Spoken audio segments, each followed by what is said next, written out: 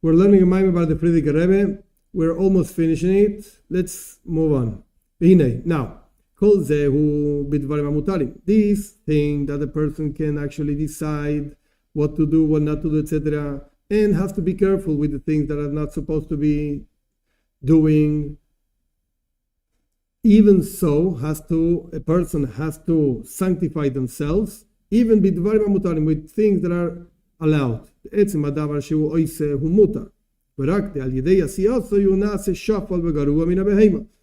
The thing itself that a person is doing is actually allowed, but through doing this particular thing, a person becomes even lower than an animal.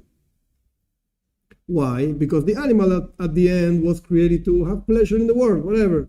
But the man has a higher objective, so to speak, in life. So when a person behaves like an animal, you're actually lower than the animal because you have more potential than the animal.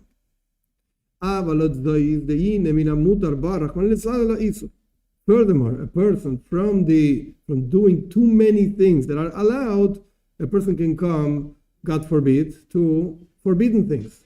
And this is that the person, the bad inclination, seduces the person and takes the person to do forbidden things. It works the same way. The Yetzer Hara, the bad inclination, shows you how good this thing is and how pleasurable this thing is. And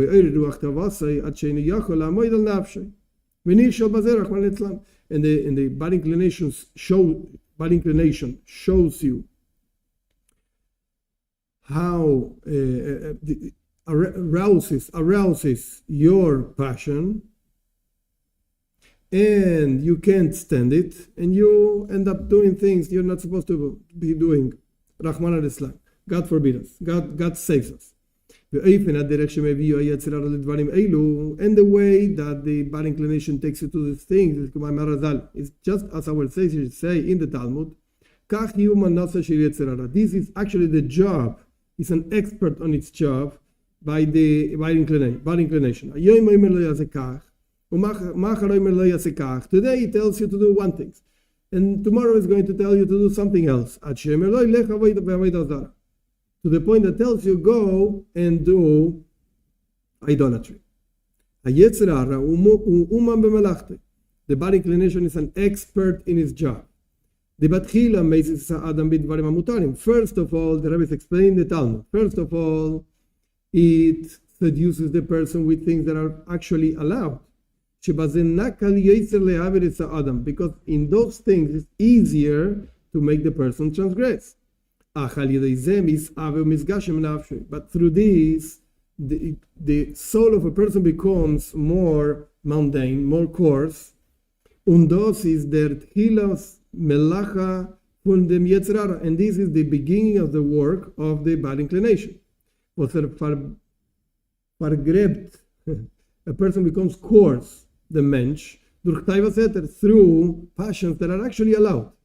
This means, as levad zois was macht ihm a greisen mog, beyond the fact that the Yetzer Hara makes a person a great ken. I can do this. We can this and we can that. What can you? Look, go to the kosher store and you can everything. Wow, I can eat everything. That's good.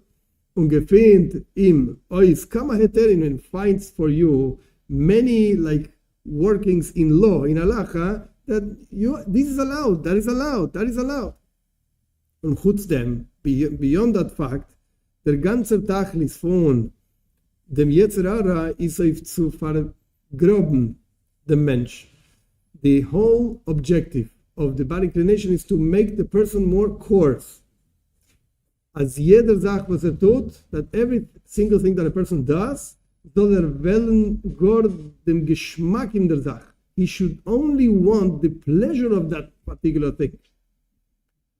Und in der Sach. Und die Taiva von dem, and the passion beyond it, the passion behind it. That's where you should focus your life. I was explaining like very clearly how the Yetzer Hara actually works. Und als verbreckt ihm, gemolt, hinei haretzeines shel nefesh habamit mitgad lemisravim leratzos b'chol davar. And when the person becomes more coarse, then the will of the bad inclination grows, and really grows, and now you want everything, anything. And this will is really strong on the person. You really want a lot, anything that you could call the word passion behind it. Because this works like this. There are many different levels in the nature of an animal soul. There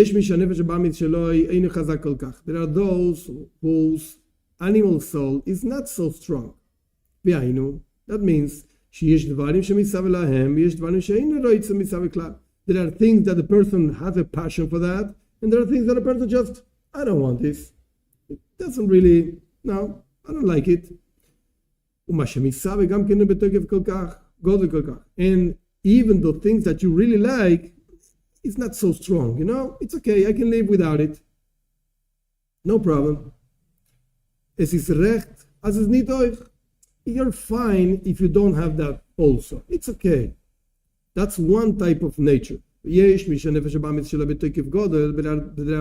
there are those whose animal soul is so strong. That means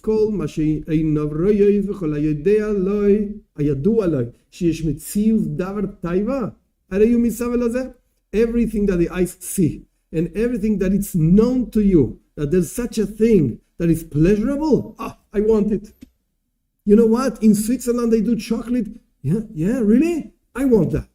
You never saw it. I don't care. I just heard there's such a thing that's pleasure. I want it.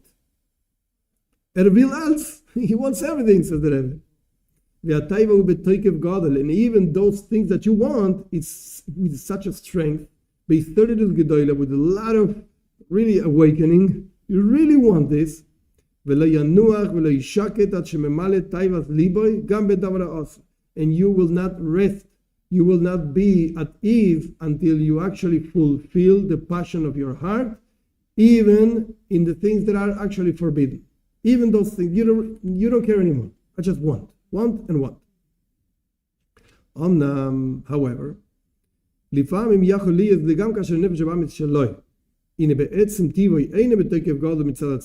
could be sometimes that even in a case of a person that is animal soul, by essence, by his nature, is not such a strong animal soul. That means the first level of animal soul that we spoke before, that the guy, some things wants, something doesn't want, and he's okay. It's not such a terrible thing if I don't have it. But you actually train your animal soul that through a lot of being sunken in passions, it becomes a strong animal soul. Even by nature it is not. However, you actually train it. And it ends up being very strong. A person becomes through this really coarse. And now he says it in Yiddish, the same thing. He becomes so coarse, such a coarse person. By nature, he wasn't like that, but he became that. As we can see actually in the world,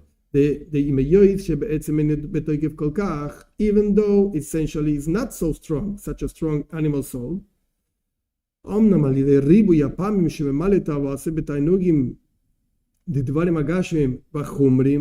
however, through this so many times that the person fulfills his passion in the pleasures of physical things, of material things, even permissible things, the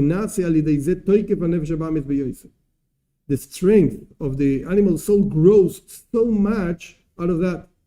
You actually trained your animal soul to be a bigger and more terrible animal. To want everything and with strength, really strong. It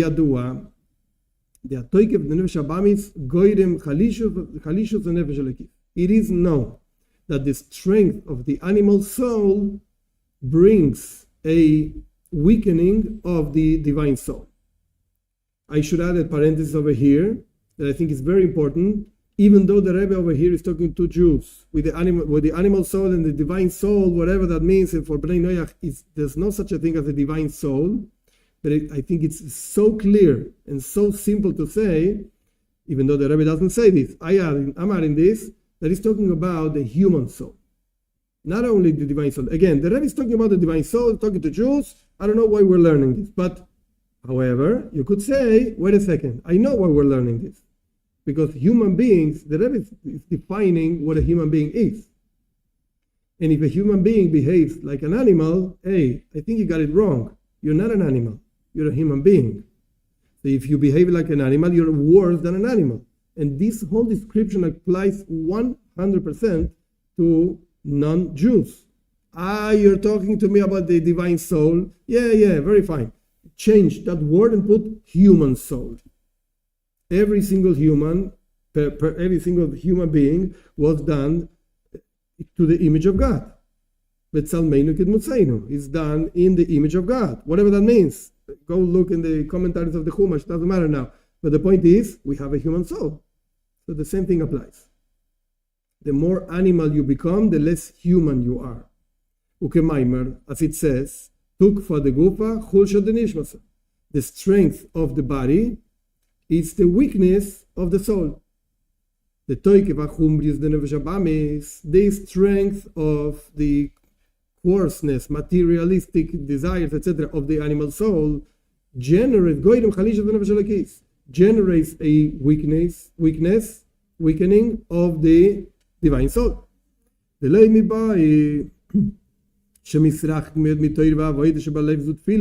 only that the person becomes very far from learning Torah, from doing tefillah, the work in the heart, with the heart, etc., prayers.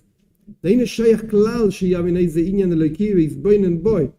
not even possible for this person to understand a godly idea and to meditate in that idea. What do you mean? Bring me the next chocolate. I don't know about meditation.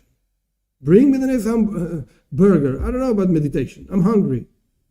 It's impossible that a person should actually feel, such a person should feel a godly thing in its soul. To the point that it becomes like excited with projection of the heart to actually get together, divuk, like together with this thing. Etc., and be included within godliness. It's impossible. For this person, it's impossible. He doesn't understand what you're talking about. The Rebbe is so categorical. All of this is not even possible at all. Forget it. Not only that,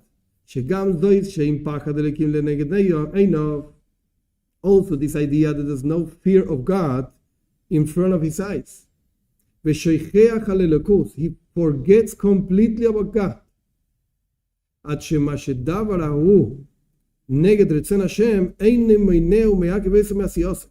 the point that a certain activity he knows that is against the will of God, but that doesn't prevent him at all from doing it. I don't care. He forgets. And the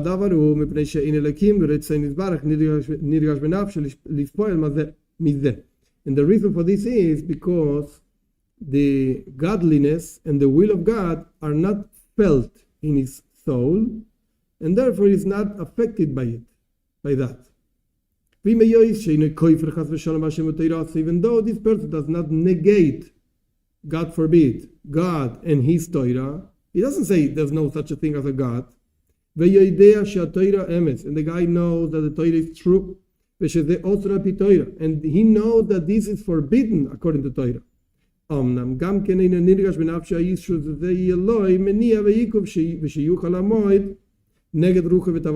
However, it is not felt in his soul. The Rebbe emphasizes many times felt. You feel it or not. Beyond what you know or what you don't know. You might know many things, but you really feel it, you live by it. If you don't feel it, you're not going to live by it. Even though you know it. Even though you know it. You're not a fool. And this, actually, I'll translate it in a second, but this is such a simple thing because it applies also when a person is driving the car and in the middle of the night, there's nobody around, red light. There's nobody around. What do you mean? 2 a.m. in the morning, I'm just going to go through the red light. Who cares? Okay, there are rules. Something is right, something is wrong. Do you feel it? You might, God forbid, kill somebody or whatever. You don't feel it. Just go. It's the same thing. It's exactly the same thing. So again, translation. Amnon, he doesn't feel in his soul that this is forbidden actually. In a way that it would prevent him, and a person should have the strength to stand against his own passion. He doesn't care. He doesn't feel it. All of this comes out of being sunken in permissible things. The animal soul grew so much in the person, and the godly soul became so weak inside. That's why when the animal soul seduces you and shows you how good this thing is, even though this is something really forbidden, the guy doesn't care. He goes after that. And he actually does it. God forbid. All of this comes from the seduction of the bad inclination in permissible things. Now, this is like the last chapter where the Rebbe puts everything, all the ideas together. The Maimer, the discourse started like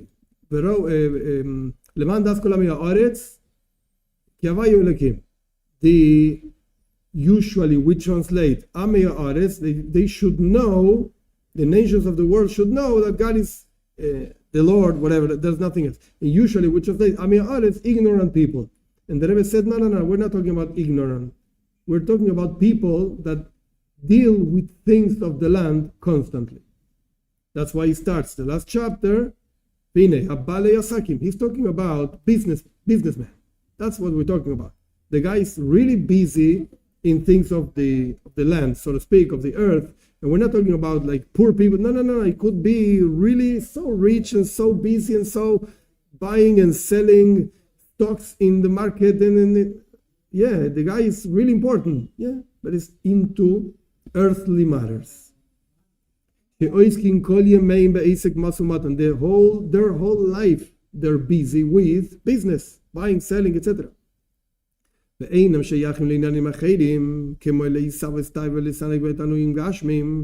these people are really not related to other things. He's really busy doing business, and he's not even related to having passions and having pleasure of physical things. Their whole life they are really busy in their business. Who had that? This business in itself is a permissible thing. Buy, sell, whatever, make money. It's fine. And it's necessary. As our sages say, it's good to be learning and to also make a living, Otherwise, you're going to have to steal people, whatever. How are you going to pay the bills?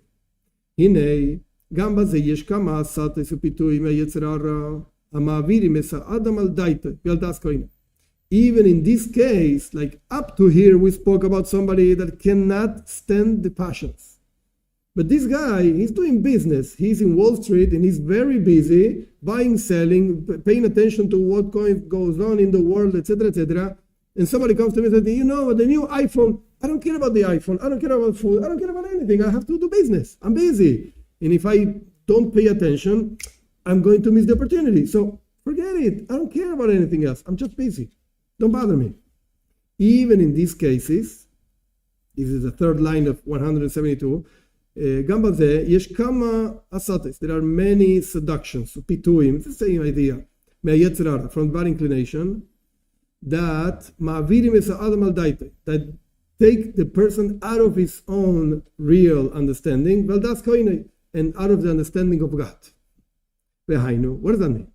Like take you out of your real good behavior. Inyan ribu yatirda be'esek, the fact that this guy is really busy, like really, it's not that he says he's busy, he's watching the newspapers, he's really busy in his business. Shemutrot bazeh yom v'layla, he's busy on this day and night. This prevents him from learning Torah. The guy says, I don't have time for this. I have to make more money. And this guy cannot pray with the congregation. Forget it. It's too late. I have to go to the business. And he cannot concentrate and know the translation of the words. The simple translation of the words you're saying in the prayers. I'm so busy, I have to pray quickly because I have to go work. שעל ידי שיסקה בתפילה לשמוע באוזנה מה שהוא מויץ בפיו בכוונה פשוטה לכל הפחס, because this guy is like a long phrase. This guy thinks in his soul that through that he will take longer to pray and to hear with his ears what he's saying with his mouth, בכוונה פשוטה, with a simple concentration, simple understanding what you're saying. לכל הפחד, at least that, just understand what you're telling God. להשמיע לאוזניו מה שהוא מוציא בפיו. At least hear what you're saying with your mouth. There are a lot of people that just pray like this. And sometimes when you really put your ear close and say, what are you saying? He doesn't really understand what he's saying himself. He fools himself into what he's saying, what is written in the book. Not true. He doesn't have time to pray with the congregation. And stay a little bit afterwards to learn something. The guy thinks through this, if I take too long in prayer, too long in learning, etc., I will lose. I'm not going to be able to buy and sell at that particular time. The truth is that this is such a fool thing, such a fool excuse. You're a fool. When you put your heart and your mind into see what's going on with you and in general in the world, aren't you going to see with your own eyes? Many times you go into business, and you actually take care of everything, a single thing in its particular time, in its particular way, etc. And you talk a lot with this guy that you want to sell him something. And you make all kinds of ideas and things to try to sell. And you're really into it, and you're really putting your effort, a lot of effort. And after all of this effort, you don't win anything, you don't earn anything, and sometimes you even lose. You really put your effort, you really did your best, and you didn't make the sell.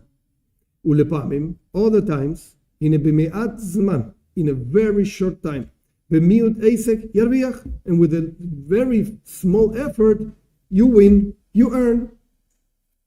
What's going on? If this is so, who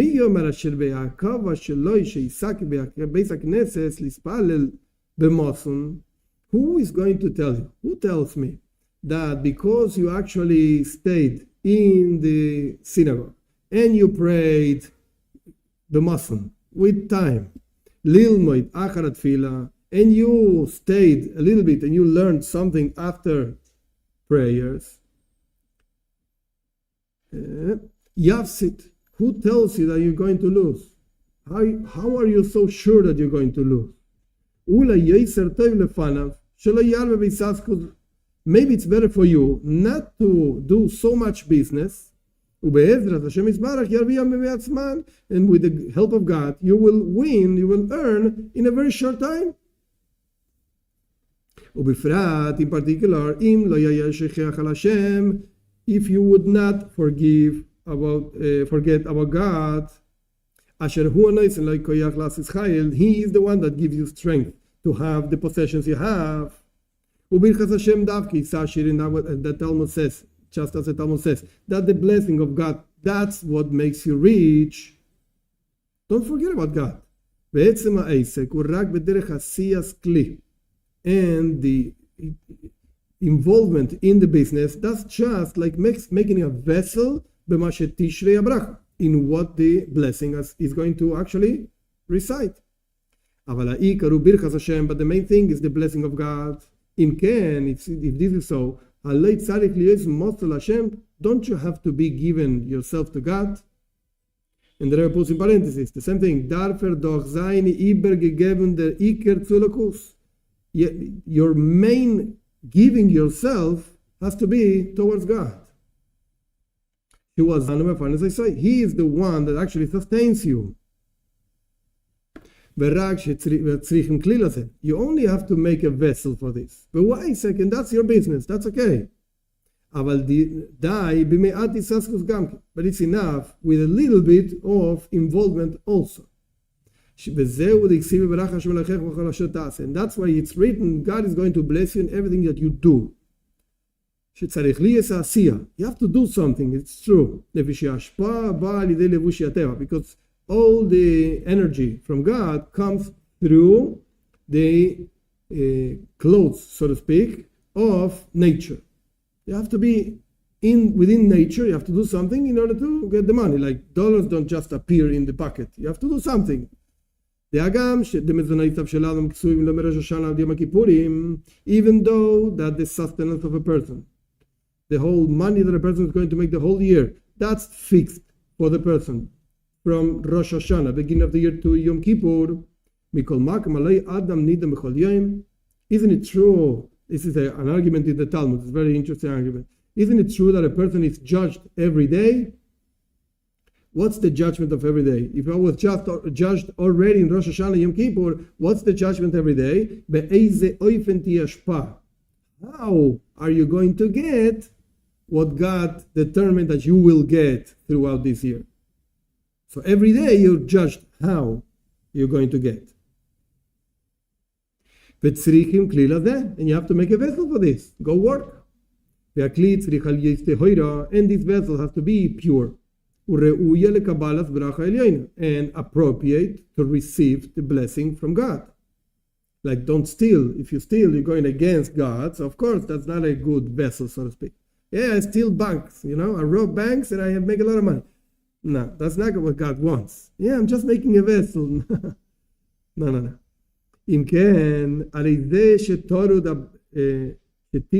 הרבה בעסק, ומדמה שאם אפשר לעסק בתוירו לספל כדבוי, מפני שיבס חס ושלום, על ידי זה.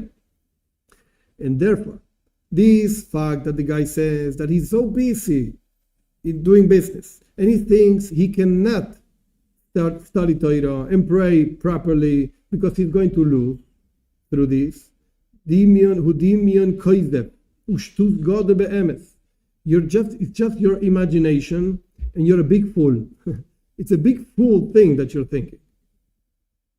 Look at it, either way you look at it, you will see, says the Rebbe, quote, that I'm right.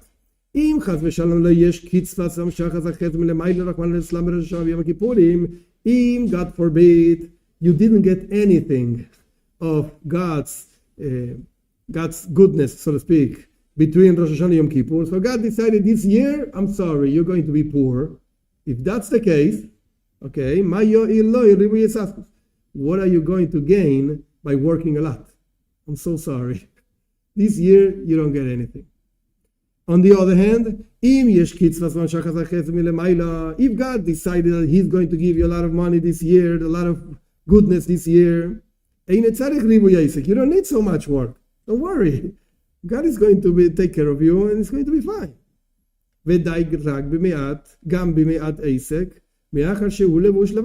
And it's enough with a little bit of work, because that's just the garment through which you get your money. But your money is over there, don't worry. Because the main thing is the blessing of God. The whole Baal Eisek Roye Zebe Muchash Mamish. Any person of business sees this clearly. Now let's go back to the beginning of the whole discourse. That's what it means for the nations of the world to know. That God is the Lord, etc. The word Elokim sums up the letters of the word, etc., 86, which is the same number that the word Hateva, the nature, sums up. That's Gematria. Summatory of letters, numbers, etc. That's Elokim, nature. Havaya is beyond nature. The Rebbe doesn't go into the deepness of this, doesn't matter right now. Point is, Havaya is beyond nature. And the truth is, Havaya Elokim. What does that mean? That God, which transcends nature, is nature. That the truth is that the nature itself is beyond nature. What we think it's nature, the truth is not. It's not nature. It's God. How do you accomplish seeing this clearly? You have to learn Torah. You have to learn. And you have to work within yourself, so to speak. The people of the businessmen, the business people, they know and they see everything comes from God. However, this knowledge is just like a transcendent thing. Yeah, it's like in the back of your mind. That's what the verse is saying. You should know. Every single person should know. You should take this knowledge and put it inside of you, so to speak, in your innermost parts. And then you will recognize that there's nothing else but God. Like, what's the verse saying? That which you already know, because you know this, that God is the Lord and nature, and you should actually be conscious of this and put it within yourself and be okay. Go pray properly, go learn properly, and God is going to take care of you, don't worry.